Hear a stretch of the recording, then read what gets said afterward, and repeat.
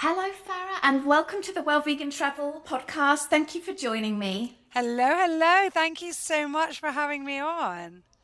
I am thrilled to have you on because when I learned about what it is that you're doing, I knew that I had to have you on the podcast because you're going to be sharing about a destination that we have never had on the podcast before, which is Cyprus, vegan travel Cyprus, veganism in Cyprus, all of these things.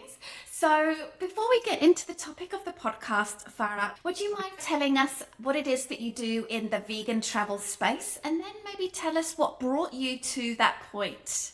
Okay, two interesting questions. So, hi everyone. Thank you so much for tuning in to hear all about our lovely little island and what we can offer to vegans. I'm based in Cyprus, which is the third largest island in the Mediterranean. It is very east in the Mediterranean. It's the furthest east, and we have a population of around 1.5 million people. Oh, Yeah, so we're definitely, like a town somewhere else, but we're quite big and we have four Mediterranean islands and we have, of course, the amazing weather. We're quite far south in the Med, so we get beautiful seasons, but it is warm. Like even now, we're recording this in January and it's about 20, 22 degrees in the oh my day. goodness. Yeah, really beautiful. Summer, okay, it gets very hot, 35, 40 degrees plus. We're a green island when it's not scorching hot. I run a hotel here. So my family actually own a hotel, a five-star luxury resort in the south of the island on the south coast in Limassol, which is, in my opinion, the best town in Cyprus. It's very cosmopolitan. We're close to everything. We're 30 minutes from one airport and 40 minutes from the other airport.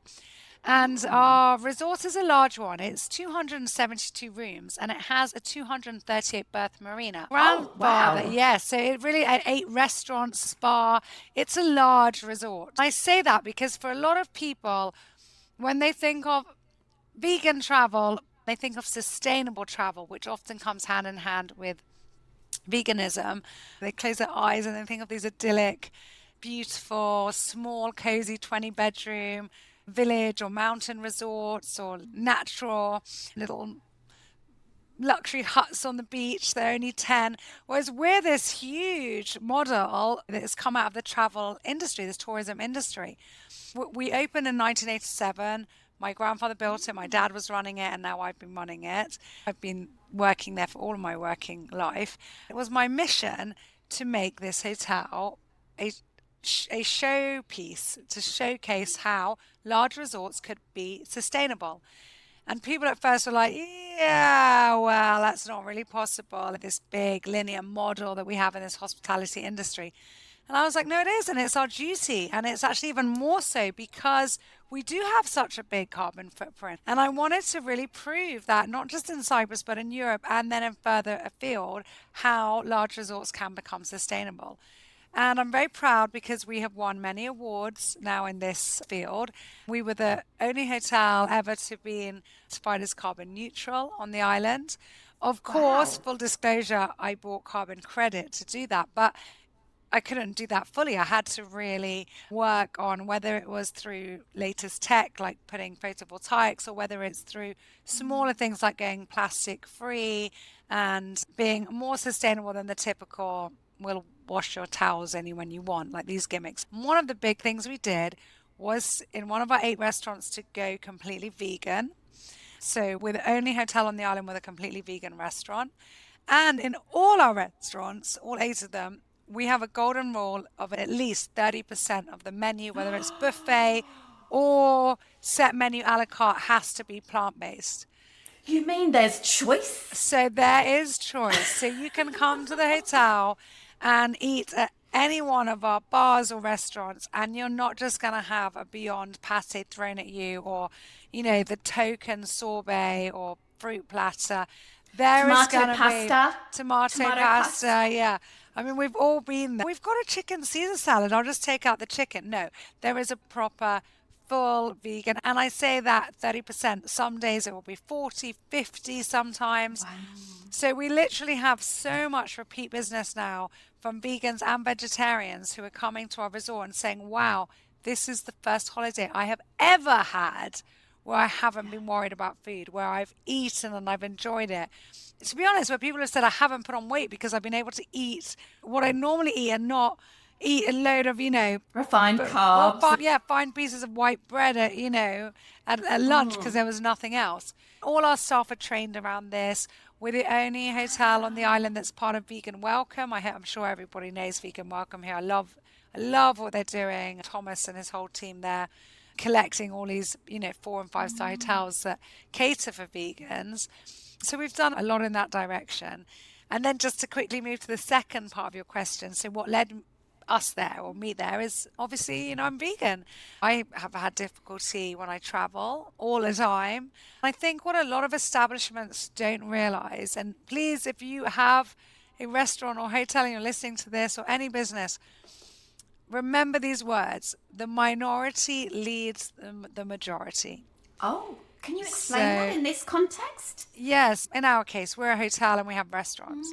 The majority of people are not vegan, so who cares? Like, even if the vegans don't come, I don't care, because I want bums in bed, I want to sell my food, and I want to make money. Bottom line is that I've got to take that back to a board and a shareholder. Yeah, fair enough.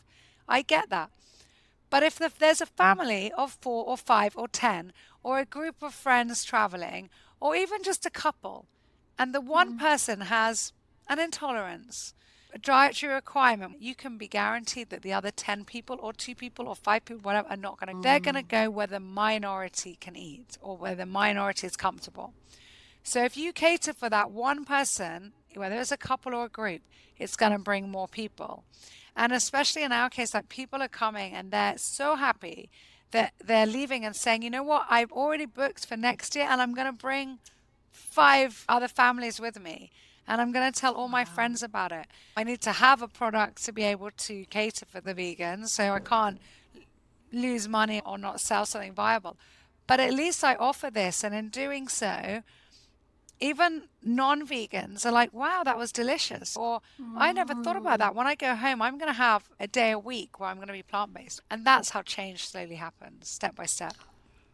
I absolutely love that. I'm just so excited about this, and the fact that you're obviously, a very savvy business person. You've been in this industry for so long. May I ask, when did you become vegan? I became vegan, I think it's 8 years now, maybe 8.5. Yeah. And were you already running the hotel at this point? So were you like, oh my goodness, okay, I've got a lot of work that I want to do? My journey into veganism has been a slow and steady one. I was brought up in a mixed background, British Lebanese, growing up in Cyprus and England. We really did eat a lot of meat growing up. Lebanese cuisine even though it has a lot of vegan things, it also has a lot of meat. And that for me was normal, and that's just how it was and what we're supposed to be doing. Even though I'm a lady, to say in the macho frame of mind, I would kill an animal and we have to do this. I has actually started getting more and more into health. I had IBS issues and psoriasis, and I started reading into health and nutrition. I have 3 children now, but when I had my first child and I went to the pediatrician and they advised that I give my 8-month-old ham, I was like, wait a minute, like something's wrong here. But before that, before I'd had Yasmina, I'd already been pescatarian for 10 years. Initially, it was obviously red meat, white meats, and then I stayed with fish, which at the time I thought was better because it didn't inflame my IBS. And then I got more and more into nutrition. Having the children really pushed me into that. Had some flare-ups with my psoriasis. And then I was like, you know what? I'm going to go plant-based. And I say that because it was plant-based initially. I had a kind of a year of that. I have 2 plant-based nutrition certificates now. One from the Colin T. Campbell and E. Cornell Institute, and the other from the Food Revolution Network. And I'm a certified plant-based nutrition coach as well. So that's been really fun. I'm vegan for the animals. And it took a while to convince my team that this was the way to go. And I think you don't even realize there's an issue or a problem until you face that personally. That's been quite fun as well, like interesting to try and convince, old school Cypriots who love their meat. The team has done amazingly well. Everyone's on board. My general manager is fantastic at this. The chef is amazing. Our current chef and our previous chef, they've done and are doing great, great jobs. And everyone has just been amazing. So it just takes perseverance, but it is worth it. I often say that when people say that they're reluctant to advocate for their needs, whether it's dietary or whatever it is, they feel awkward or embarrassed about it when traveling or in hospitality. But I Yeah. think what a lot of the time people forget is that people are in hospitality because they want to be hospitable. And part of that is making sure that people are comfortable, making sure that people have a good experience. Like they care about that stuff. Yeah. Obviously, you have a very long family history in the hospitality industry, and I'm sure you hire people that align with those values. So it doesn't surprise me that it's not going to be a super easy transition, but that people were prepared to do the work to make it happen. That's so cool. Thank you. Thank you. So I'd love to talk about Cyprus as a destination, but I'd really love to know more about the hotel. I'd love it if you could just sort of tell me like what the rooms are like. I think we all have in our mind what a Mediterranean resort would be like, but maybe there are some people listening that have never been to a resort like this. So maybe you can talk a little bit about what the rooms are like, what the landscaping is, what the vibe is, what is your clientele, that would help listeners decide if coming to Cyprus and staying at your hotel would be a good fit for them. Absolutely. Well, I mean, horses for courses. There's so many different forms of accommodation now out there, and Yeah. it's just so nice. And people, they don't have to fall into one category. One time they might want to go and stay in one type of establishment, another time another. As I said, we're a large hotel, but we do take hospitality very seriously. So we're really welcoming to people. We're 5-star, but we're not snooty, if that makes sense. So it is luxury. It's, beautiful marble, lobby, classic style, classic modern, I'd say. A lot of our areas have a kind of Art Deco feel. I'm sure anyone can go on the website and look at some of the pictures. But it's got a homely feel. It's got a heart and a soul.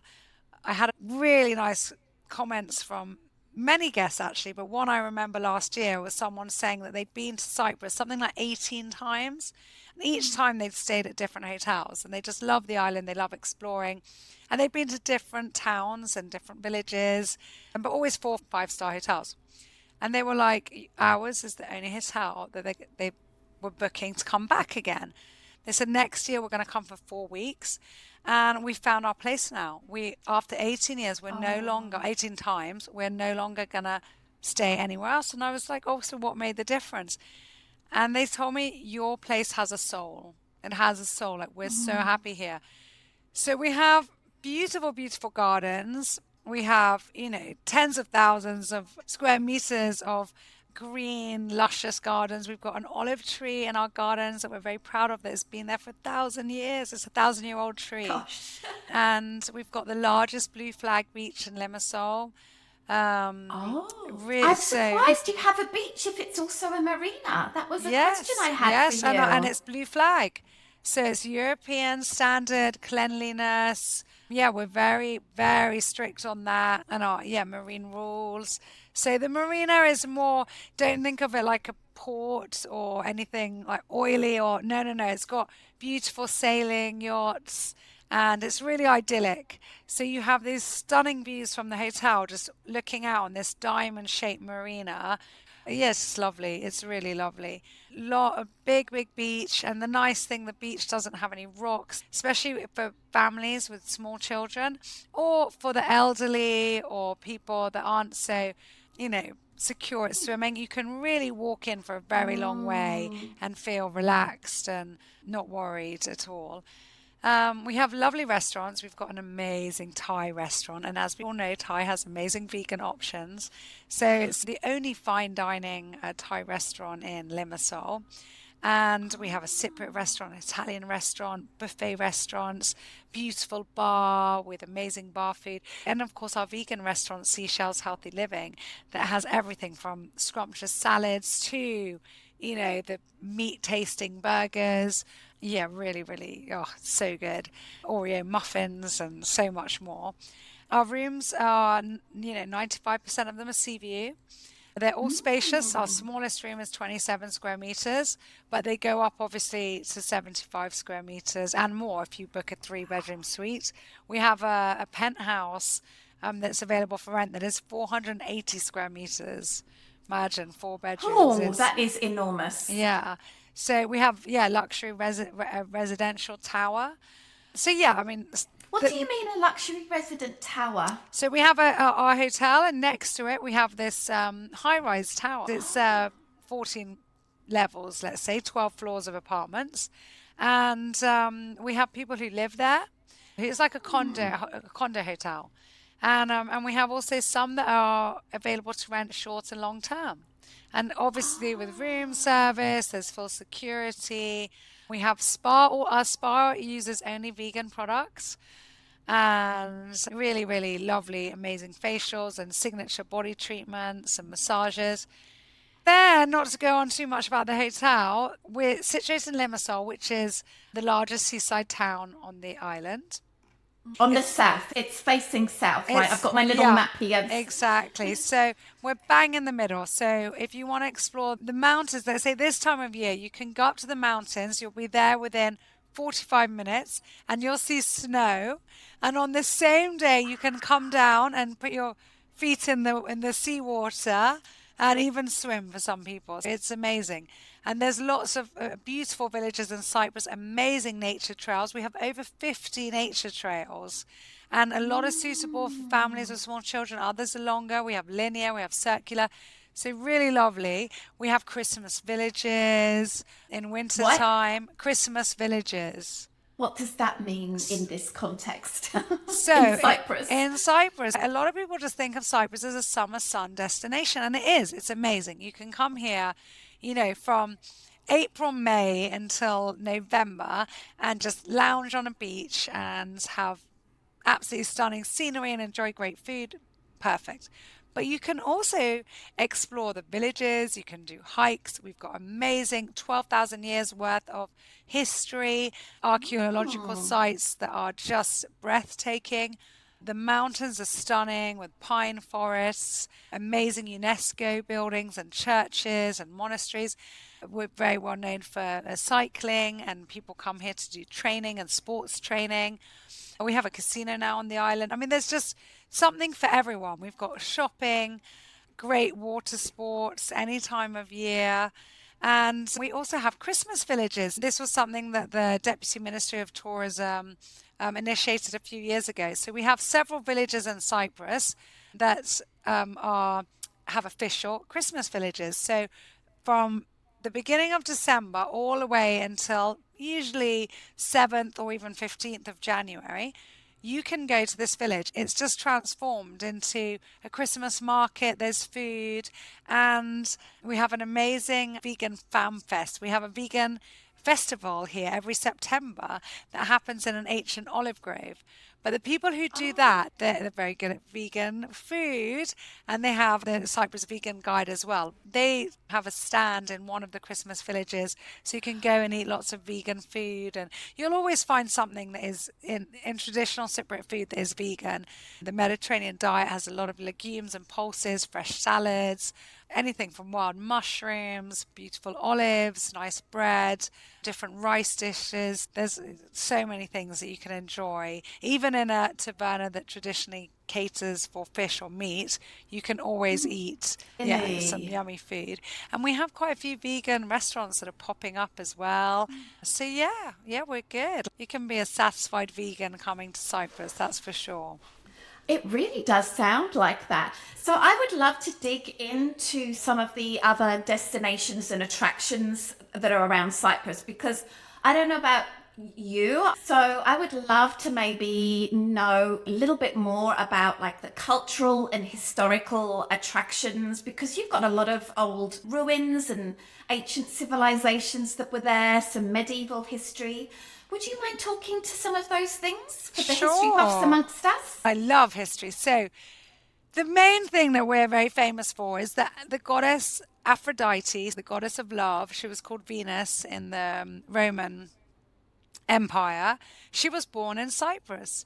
She was born just outside of Paphos, but the Limassol side. There's Aphrodite's rock. It's very beautiful. And legend has it that if you swim around that rock 3 times, you will have eternal youth and beauty.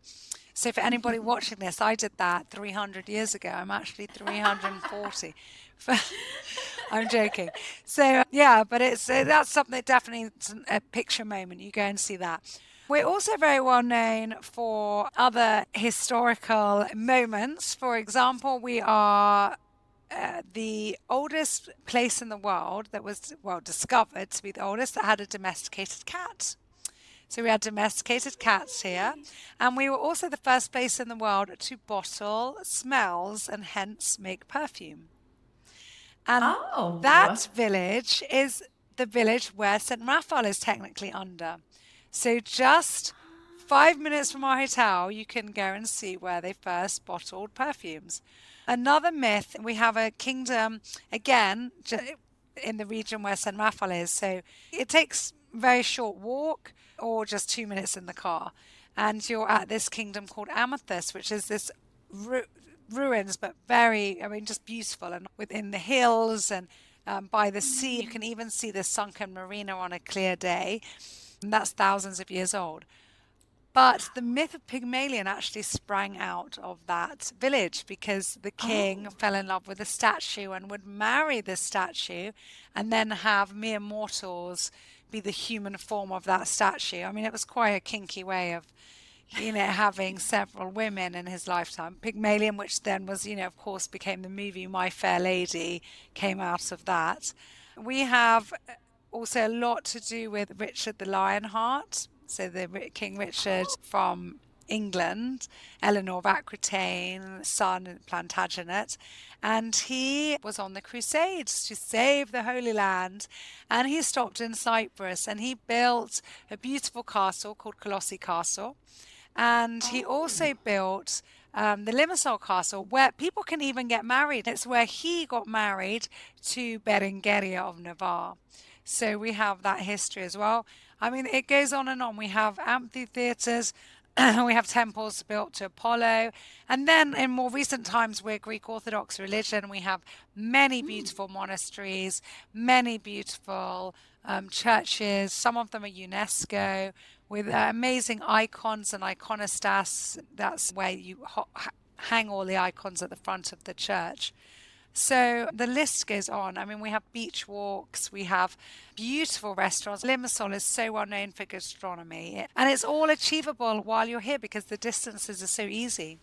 I wanted to talk about that because I'm guessing that a lot of people that do come to Cyprus, they often would fly in for their 2 week holiday. They might not have access to a car. What is the public transportation like to get around the island? So really easy. We drive on the left, same as the UK. All signs are in Greek and English. So that's all easy. Everybody speaks English here, which is great. You can always stop and ask for directions, and obviously there's Google Maps now as well. We have a great taxi services, so that taxis are quite easy to get. We also now have Bolt and other taxis. And then our roads are very good. Really, we've got a very good infrastructure. So that part is easy. It's easy to rent a car. Then we have buses, and the buses are also very good. They run regularly. In the towns themselves, we have buses that connect each town with each other. Obviously, buses take longer than, if you're doing a car transfer, like anywhere else in the world, but it's all very easy. We've got a beautiful beach walk that takes you through the whole 14 kilometers of the town. You can walk a lot of it as well. So yeah, it's really good. There's lots of options. And something I'm curious about is the cost of living, traveling in Cyprus as well. Like, in North America, that part has become extremely expensive. And whenever I go to Europe, I do feel that it's pretty reasonably priced, with the exception of a few places like talking to you, Switzerland. But I'm just curious about how expensive is it, to have a glass of wine or to go and have a little meal in a taverna. So again, horses for courses, and we have both. So we have bus tickets that, and don't quote me on this, but I think it's around €2, 2.50. Oh, wow, So that's yeah, very super, reasonable. super cheap. Our taxis are obviously more, but if you're, imagining that you're two people in the car with luggage and everything, yes, compared to Switzerland or anything like that, it's more comparable with the UK prices, I'd say. And petrol's gone up. It didn't used to be that much, but now to hire a car is very reasonable. Depending on the time of year, it might be €20 a day. And depending on the car Wow. you want, it might be 35 a day, it might be 45 a day. Depends when you're coming, who you're booking with, and food. You can eat a lovely meal in a simple restaurant or cafe or taverna and a glass of wine or something and pay 15 or €20. Or you can go and pay 150 per person in the luxury gourmet restaurants, especially some of the chain ones, and when you're really eating well. So it just depends what you're looking for and what you want. But we have something for everyone, that's for sure. I've noticed when I look on a map of Cyprus that you do seem to have a lot of space. How might people experience the natural beauty of the place? We talked a little bit about the beach and spending time in the water, but what about in the mountains? Is getting out into the countryside easily accessible? Hiking? Any tips for that? Or any favorites you care to share? Yeah, so there's sites that have all of the nature trails on them, and they're all very well marked and just beautiful. Is Very easy Cyprus to in get the to. EU? Yes, and we use euros as well. So yeah, it's very easy to get to there, especially if you rent a car or you can go. I would say that's probably the best way to go to the where the nature is and the trails. But there are also organized tours with guides and speaking just different languages, so you can also do all of that. So it is very easy. We also have things like um, diving. We're quite well known, and we have a few shipwrecks Really? that people go to. Fun. And there's even an underwater sculpture museum, which is Shut the front fantastic. door. That's Yeah. very cool. So yeah, so that's also really nice. And then in Ayia Napa, which is on the east of the island, there's a beautiful, huge park with sculptures, outdoor sculpture park, really beautiful. So yeah, there's just something for everyone, and the whole island is just so different. You can literally go like half an hour, and you're just looking at one place, a turquoise beach with this gold sand, another place with silver sand with deep blue seas, another place with white rocks and very dramatic, and it's just absolutely stunning. It really is stunning. Wow. I'm looking at, like, you've got the sea caves, there's Akama Forest National Park, Yeah, it's lovely, Agama. Path Forest. There's so much. It's There is. crazy. There's a lot. There's a lot. There's a lot in Nicosia. Yeah, like in terms of museums, and that's the capital. There's just a lot to see. So that's why people come back over and over again. And it's really beautiful to welcome people to see all of the different parts of the island that we have to offer. Could you share with me, please, like the different seasons of time to go? You've already talked a little bit about the climate. When are the peak seasons to go and why? When are the shoulder seasons to go and why? And when is the low season? Is your hotel, Raphael Hotel, is that open in the winter as well? So it is. We're actually closed at the moment. I mean, we're recording this January 2025. We'll reopen the 12th of March 2025, but we're not a seasonal hotel. We're just closed now for 2 months because we're redoing all our balconies, which is very exciting, and all our kitchens. So we'll have lots of amazing new vegan dishes that we're going to be offering for our new kitchens. We've got some things we're tweaking. And the balconies, which had a stone facade, now they're just going to be glass. So we're really enhancing that sea Oh, view. lovely. Yeah, which is really nice. Nice. But normally we are open. Cyprus, it's nice any time of year, and it really depends what people are looking for. If someone is traveling and they're chasing the sun and the beach or a swimming pool and they've got kids, then obviously they've narrowed it down to July and August, which is the peak season and it's the most expensive time to come here. But if you're not tied down with that, or if you do have children but don't need that boiling sun, then I would really recommend to come at the Easter holidays or when they've got half term, because you're going to get a much better price, much better value for money.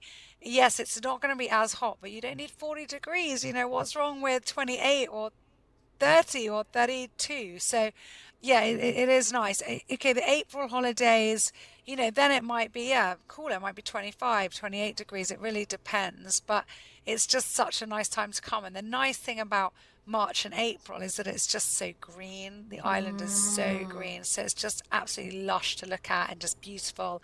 But the sea is a little bit cold then. Whereas if you come in October, the temperature's around the same. The island's not as green, but the sea is like a bath because it's had all summer to get it warm. Right. So it depends what you're looking for. November, we're still swimming in the sea. It's not at all winter or shoulder season. It's beautiful. And it's 1st of November, the rates drop. So, Wow. planes will be more affordable to get here. December's especially the beginning of December is quite a quiet month.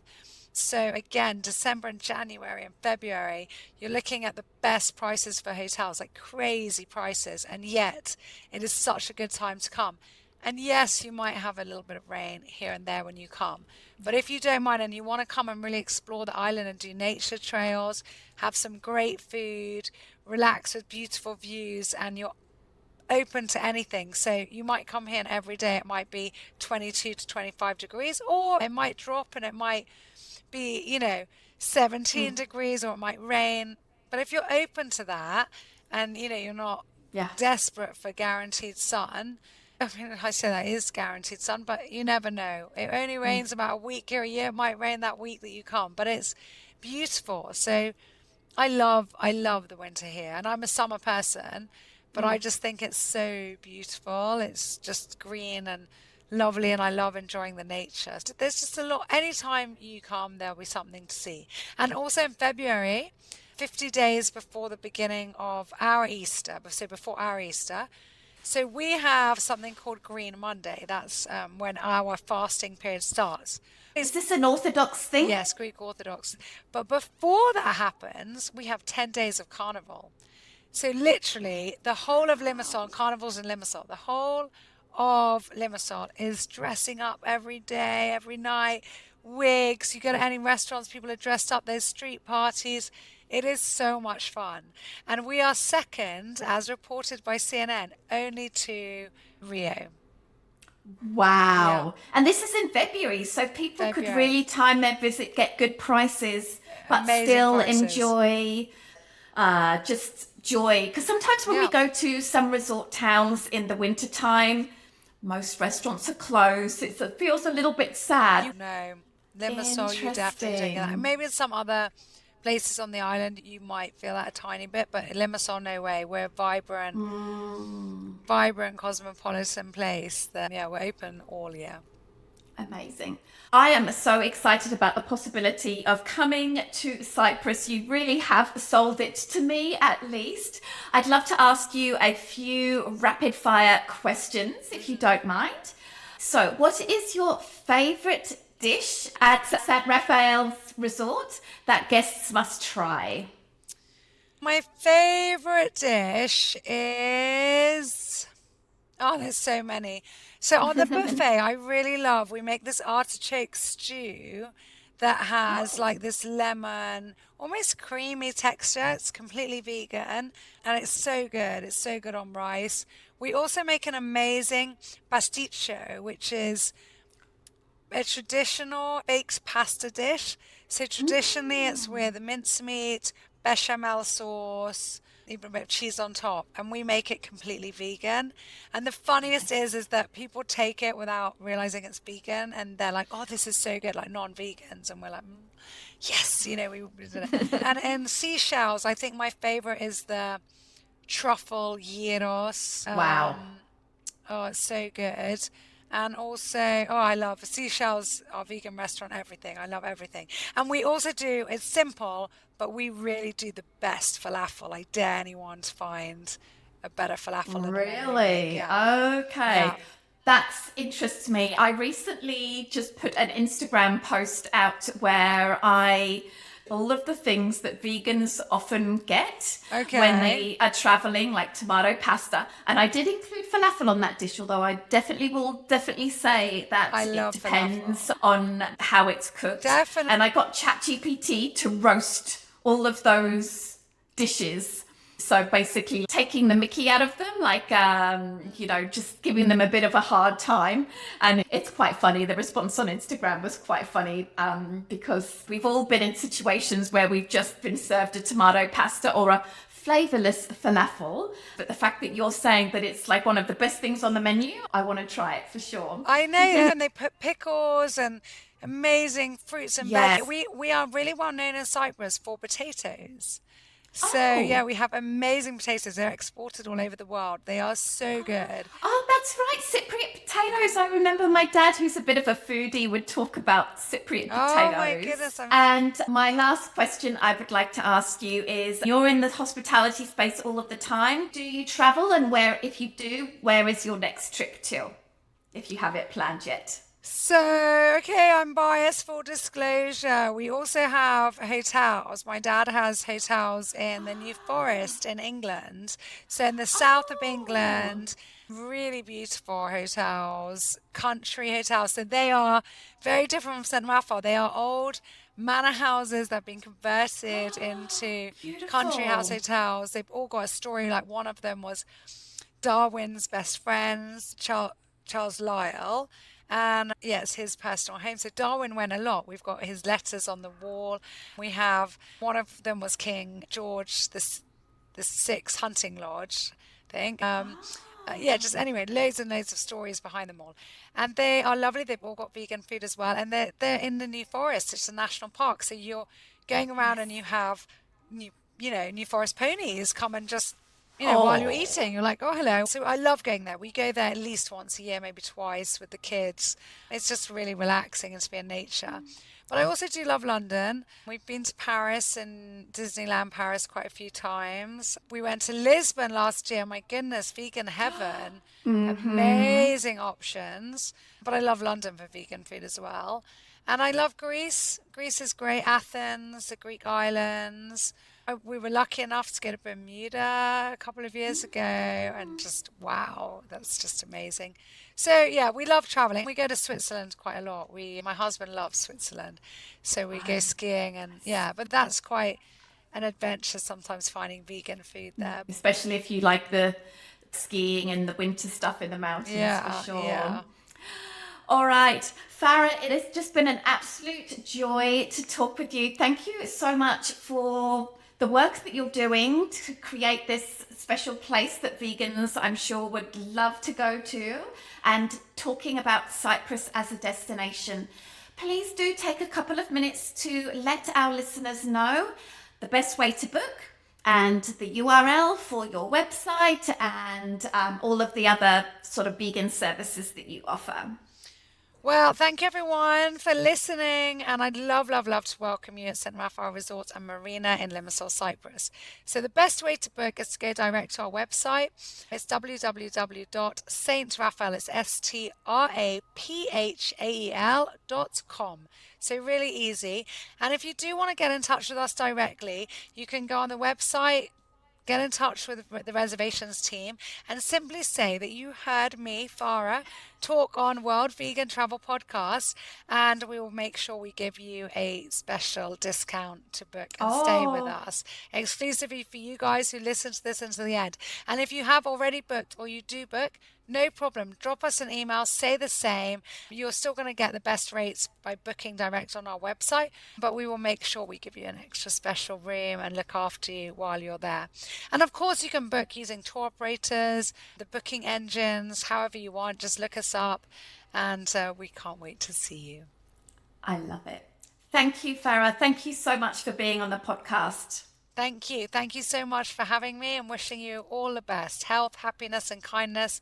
and a great year ahead. And keep on, all the vegans out there listening, keep on doing what you're doing. You're amazing. Thank you.